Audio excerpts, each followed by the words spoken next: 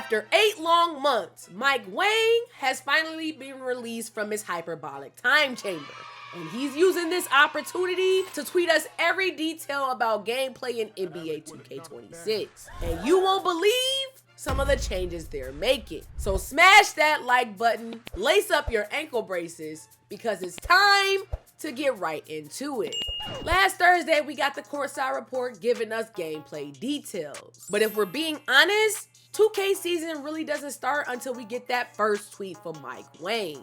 And this year, he's been on an absolute tear, spending time answering questions submitted through the official NBA 2K Discord. So if you want to ask something specific, I suggest you do it there. Starting off strong, the first question was about RNG. Mike did confirm that no, in 2K26, we will have a pure green window on higher difficulties. So all my 2K heads can rejoice. Or can they?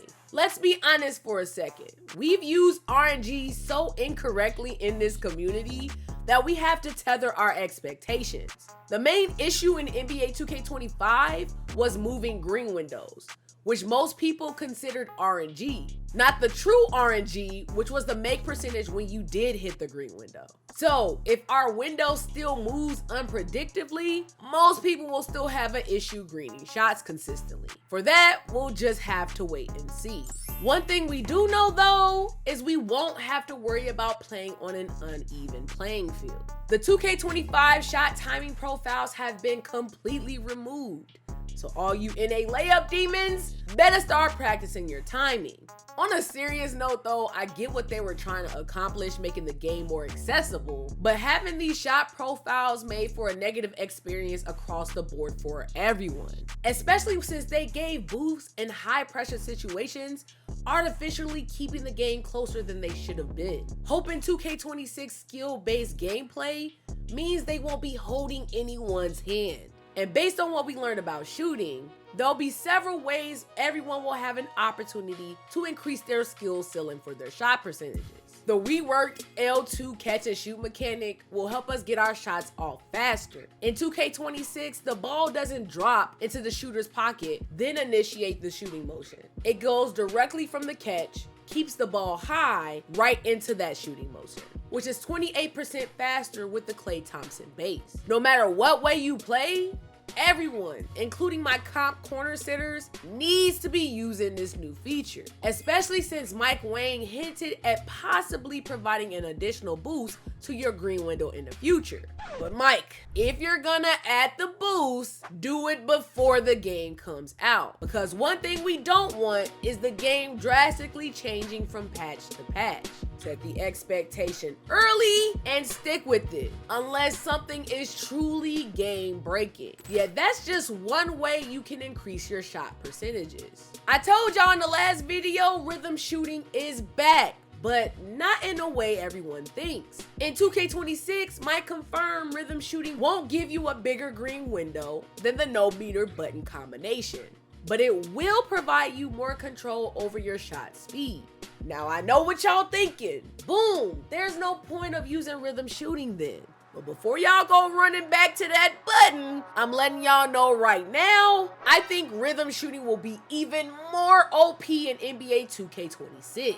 And it's because of this one line that everyone missed. Mike said the timing of the right stick movement and speed of the stick throw will affect how the animation plays out. You can intentionally rush shots to get them off even quicker. Will the green window be much smaller?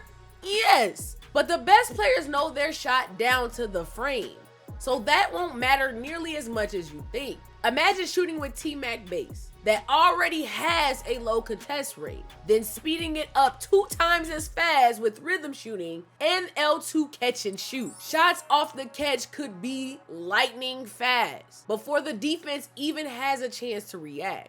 To the majority of the community, that's not gonna be enough to get them to switch over. But mark my words, if you play in any Pro-Am leagues and stage wagers, master this mechanic. Because if it works like they say it does, you'll be near incontestable off the catch. And this year, you can let the defense know immediately, because instant greens are back, baby. Well, kinda. This year, jump shot celebrations and shot feedback is dynamic based on the quality of shot taken. So if it's wide open with a good shooter, it'll be an instant green.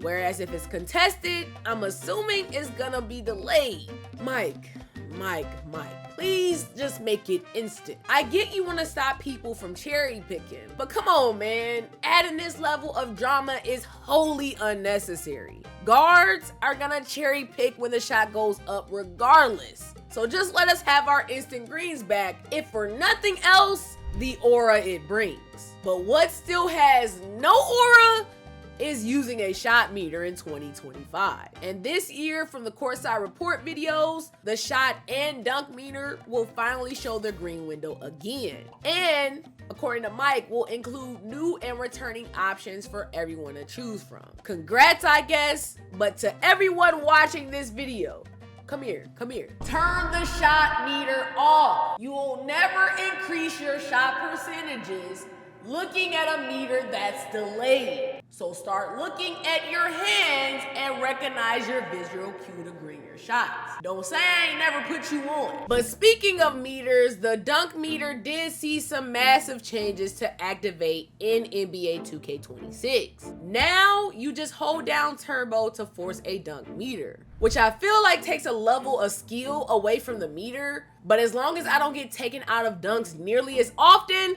I'm cool. He did confirm, though, we will notice bigger green windows on open, driving, and standing dunks. Speaking of standing dunks, it looks like they'll actually be consistent again. In 2K24, standing dunks were the optimal way to score as a big off the rebound. But because jab step dunking was unstoppable in the dead zone, in 25 they made the meter near useless. But in 2K26, they seem to be reverting back to larger green windows again. But they said it may be harder to time since these dunks will be faster overall. Yet with the new changes to layups, I'm not sure you'll even want to dunk at all. With the introduction of custom layup packages in NBA 2K26, slashers will have more control than ever to completely dominate the paint, especially if they're on 24 levels of speed. Just know you'll need to find the perfect height to build your layup mixmaster, because Mike ever so suddenly confirmed on Twitter that height restrictions for layups and all animations are indeed back and will run similarly to what they were in 2K25 for layups, which to me sucks, as I think animations should only be locked based on the attribute,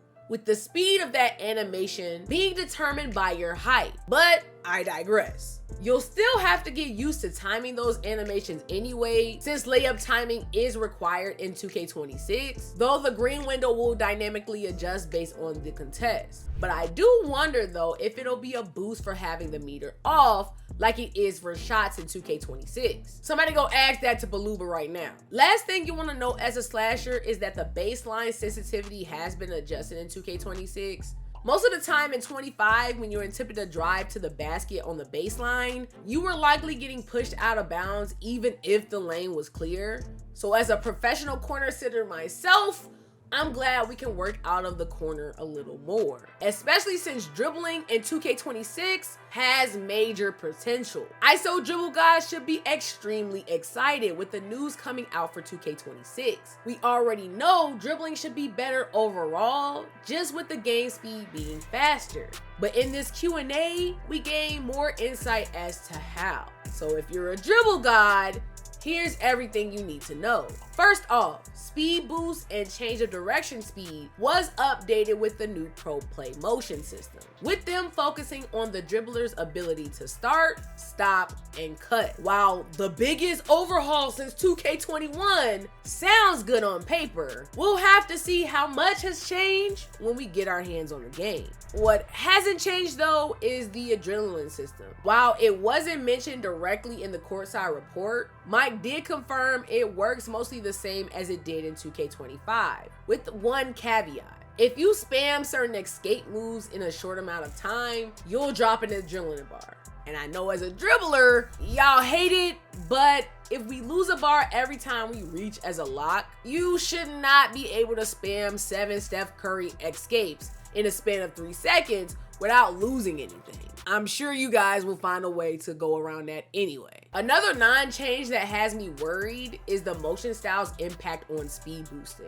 Seems like dribble styles will still determine the explosiveness of your speed boosts. 2K, please tell me there are gonna be more than one viable motion style. Locking animations at higher attributes isn't the answer. Animations should be purely cosmetic, with the actual speed burst being determined by the speed with ball attribute. I don't think anybody wants to see year 3 of Steve Francis being the only dribble style guards equipped, because every other animation is significantly slower in comparison. But with all of this, I know what you're thinking. Boomy, I thought you said dribble gods should be excited. This sounds exactly the same as last year, but don't worry, I'm getting there. Pay attention to this next update. Mike confirmed dribbling in 2K26 has changed a lot, with branches and chaining moves being more responsive, with the ability to interrupt more moves than you could in 25. Already a huge W for the predictability of dribbling, since almost all of the pro play animations have to play out before you can do the next move in the chain. In addition, new and old favorites were added, including Scottie Pippen's behind the back wrap and possibly the Jamal Crawford double behind the back, based on Baluba confirming some moves are accessible with double throws. Not only will inverted crosses and behind the backs return to NBA 2K26, but also the long missed momentum crossovers. And that's not even the best part. The momentum crosses will be available regardless of the dribble style, with a tier system similar to what we've seen in 2K20. Not gonna lie, defenders may be cooked, but dribbling might actually be fun in 2K26. Regardless of what some of us old heads may think, NBA 2K is at its best when dribble guys can have their own unique style of comboing, even when they have the same animations equipped. That's why we love games like 2K16 and 19. Add to that the quick protect speed animation being usable regardless if a defender is near. Go-to shot animation cancels for both the perimeter and the post, depending if it has a dribble in them. And dribblers can completely change what we know about comboing in the game. But defenders shouldn't worry. We'll have plenty of tools to stop these menaces if you have the stick skill. The can on-ball animation plugs have almost entirely been disabled in favor of what we defenders call blitzing. Basically, position yourself on a guard's hand to steal the ball. Lane steals work similar to what they were in 25, so if you need a tutorial on how to position yourself as a lockdown defender, check the pin video out after this. Contests have been tuned to rework the effectiveness of hands up, no jump, and jumping contests, with contest percentages coming back to feedback so we know how good of defense we played. I just hope with this rework we don't increase the amount of ghost contests for defenders having bad positioning. Post scorers should beware, because defenders can finally fight back with the return of pulling the chair mechanic. Not sure why it was even taken out in 25, but we won't be stuck in an involuntary twerk session from post scorers anymore.